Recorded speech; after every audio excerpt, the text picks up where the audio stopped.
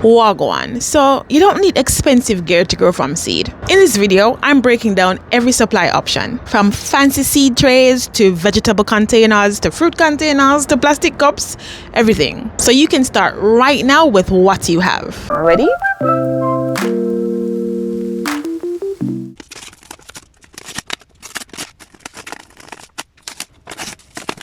The first and foremost thing is selecting your seeds. It's best to choose seeds that are better suited for your climate, your growing zone, your growing area. What are the minimum, maximum temperatures that you experience? These will work best in your area, growing area. So for example, if you have a shorter growing period, so a longer cold period, shorter summer, shorter warm, you may be better suited to grow chards, some beets, some spinach, some lettuce, plants that are good for cool or colder weather climates. Now the second one, seed starter trays. So the pros of seed start trays are, one, they're easy and low prep. They're ideal for starting multiple seeds, and especially if you're starting in bulk. So if you want to get that bulk seed sowing and you have a bigger space and you want more variety, more plants, seed start trays are best for you. And oftentimes, if you get the set, they will already come with the bottom tray to catch the water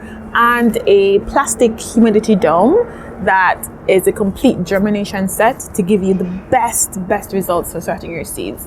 So you can get smaller size, you can get the bigger size depending on your needs.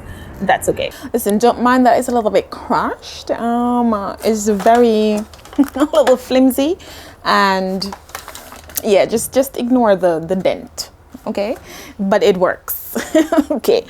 Now, what are the cons? They can be a bit bulky, and oftentimes we may not have the space indoors to start our seeds. So unless you get like a 9-cell tray, they may not be ideal for smaller gardens. So like for me with my balcony garden, when I use seed start trays, I end up with too many plants.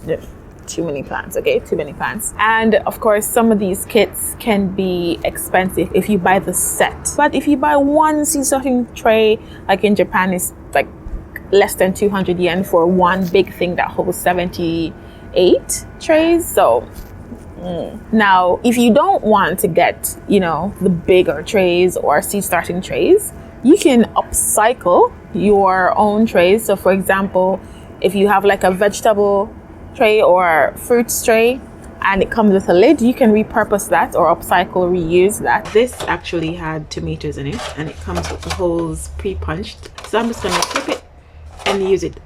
Now the second one is the paper towel and Ziploc method. Now I love using this, especially for larger seeds, because they help to speed up the germination process. It's a budget-friendly option as well. And just to start off, if you don't have your seed starting mix as yet, all you need are the paper towel, a plastic sandwich bag, Ziploc bag, and a spray bottle with water. From my experience, this method has the fastest germination rate for me, just personally what I've seen. And of course, you can reuse the Ziploc bags. Now the cons are, it works best with larger seeds, because the smaller ones, it's just hard to get them out and you're gonna get frustrated. So larger seed varieties like pepper seeds, tomato seeds, radish seeds, sometimes radish seeds, those bigger variety, pumpkin seeds, and those, especially those with the harder shells that need that extra infusion of moisture, those are perfect. Now another con is that it can lead to mold growth if you don't ventilate it properly, because it's literally a moisture-rich environment